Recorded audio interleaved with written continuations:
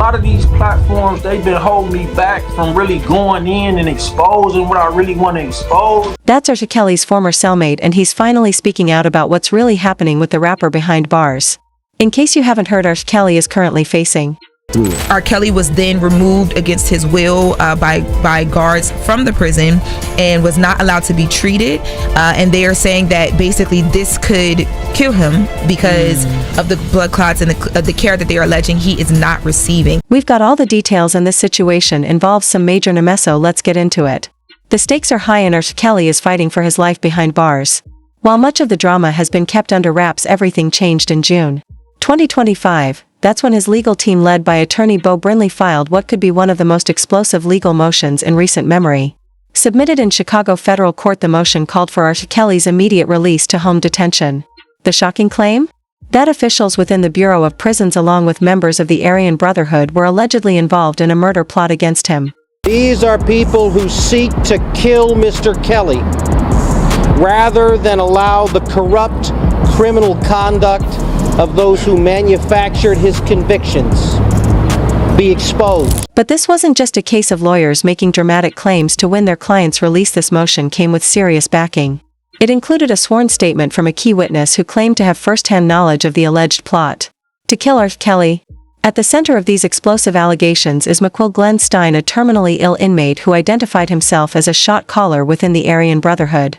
According to Stein's sworn statement, 3 officials from the Bureau of Prisons at the Federal Correctional Institution in Butner, North Carolina, allegedly offered him his freedom in exchange for carrying out Kelly's murder. Mr. Stein, in his declaration, has set forth the reason that was given. The reason is that Mr. Kelly was about to expose some facts that would be extremely inflammatory and damaging to the Bureau of Prisons and the Department of Justice. And because of that, the Bureau of Prisons instructed Michael Glenn Stein to go to Butner and execute R. Kelly. And Mr. Stein made clear and gave us extraordinary detail when we spoke to Mr. Stein. We didn't use this until we actually went down and met with Mr. Stein for hours.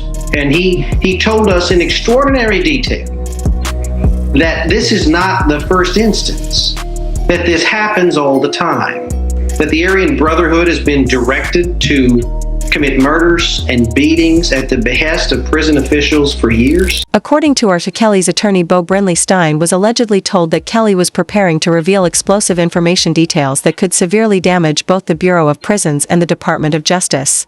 The alleged solution? Eliminate Kelly before he could expose the truth. But here's where things take an even darker turn. Stein claims he was offered a very specific deal in exchange for carrying out the hit. They have said that if he is to do this, he is a terminal cancer patient, he's going to die in the near future. That's a fact. And they have said that he will be transferred and he'll get the opportunity to walk away. And Michael Glenn Stein has a history of escaping from the Bureau of Prisons. He escaped previously. That's why he spent so long at the ADX Supermax in Florence. And all of a sudden, he was moved to this relatively low security facility at Butner and put near R. Kelly. That's a fact. According to the allegations, Stein, who is terminally ill with cancer, was promised a transfer to another facility and given the chance to escape, allowing him to die a free man instead of behind bars.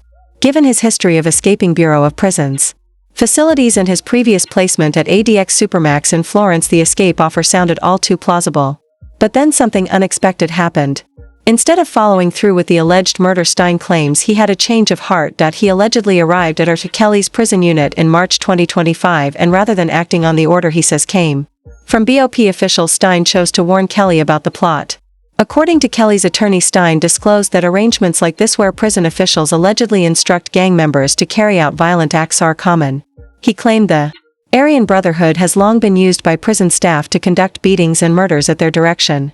If true, these allegations point to deep systemic corruption within the federal prison system that extends far beyond Kelly's individual case. But the danger didn't end there. Kelly's legal team alleges that by June 2025 they learned of a second Aryan Brotherhood member who had also been directed by prison officials not just to kill Kelly but to eliminate Stein as well. and that discussions have been had about poison in the food hall, about poison in the commissary.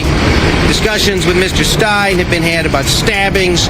These are the kinds of methods that have been discussed. The allegations detail specific methods that were allegedly discussed to carry out the hit on R. Kelly, including poisoning his food in the chow hall or commissary, as well as orchestrated stabbings. After the emergency motion was filed, Kelly's situation reportedly took an even darker turn. He was moved to solitary confinement at FCI Butner, where his legal team claims he's being held in harsh spider-infested conditions and denied contact with his family. According to his attorneys, this isn't about protecting Kelly, it's retaliation for exposing the alleged murder plot. He's now allegedly too afraid to eat prison meals or consume anything from the commissary, fearing they may be poisoned. But the murder plot is disturbing as it is just one piece of what Kelly's legal team says is a much larger conspiracy. They argue that the entire case against him is built on a foundation of constitutional violations, government overreach, and prosecutorial misconduct. Well, let me say it this way: it's not allegedly having evidence. We do have evidence, and one piece of evidence we've already presented in the form of a signed declaration from Keyshawn Mogadamudi, Robert's former cellmate, and what he describes is having been solicited by prosecutors who are offering him a reduced sentence in exchange for stealing Mr. Kelly's privileged attorney-client correspondence. According to R. Kelly's attorney, they have obtained evidence that his former cellmate was allegedly recruited by prosecutors to steal privileged attorney-client communications. The cellmate Keshan Mogadamudi signed a declaration claiming that prison guards facilitated the theft of confidential legal documents, which were then copied by a Bureau of Prisons investigator and ultimately used during Kelly's trials. If proven true, this would represent a major constitutional violation and could potentially lead to Kelly's conviction being overturned. Federal prosecutors, however, have dismissed the allegations with scathing language. On June 16, 2025, they characterized Kelly's claims of a murder plot as fanciful, deeply unserious, and a mockery of the harm suffered by his victims. They labeled Kelly a serial and unrepentant child molester and argued that his accusations undermine the experiences of those he was convicted of harming. Prosecutors also claimed that Kelly's placement in solitary confinement demonstrates that prison officials are taking his safety concerns seriously, directly contradicting the narrative of a conspiracy to have him killed. In a sign of just how dire his situation has become, Kelly's legal team has now made a direct appeal to President Donald Trump requesting a presidential pardon. Absolutely. We're going to seek every opportunity to, one, make sure that Robert Kelly doesn't get killed, and number two, to see that he is freed based on what we believe to be and will prove to be a corrupt prosecution, the kind of which President Trump has promised to eradicate. R. Kelly's attorneys have made a public appeal to President Donald Trump requesting a presidential pardon. They argue that Kelly is a victim of severe prosecutorial misconduct and believe that Trump, having faced extensive legal battles himself, might empathize with Kelly's situation. The appeal appears to be a calculated move, referencing Trump's recent commutation of the sentence of Gangster Disciples co-founder Larry Hoover during his presidency as a precedent. As of the latest reports, no pardon has been granted. Still, Kelly's legal team contends that his case raises broader concerns about the systemic targeting of powerful black men in America. His former cellmate Ronnie Bao has spoken out, He filing about what they doing to all blacks in America. They violating the out of our human rights. R. Kelly case too. They violating that man human rights. Larry Hoover. Like, they violating his human rights. He got another bogus. Despite the explosive murder plot allegations, R. Kelly's legal efforts in the traditional court system have seen little success. On February 12, 2025, the Second U.S. Circuit Court of Appeals upheld his conviction and 30-year prison sentence, rejecting claims of insufficient evidence, jury bias, and the improper application of racketeering laws. Kelly's attorney Jennifer Bonjean has stated her intention to seek a review by the U.S. Supreme Court, citing concerns over prosecutorial overreach. However, the Supreme Court had already declined to hear his appeal related to the Chicago conviction.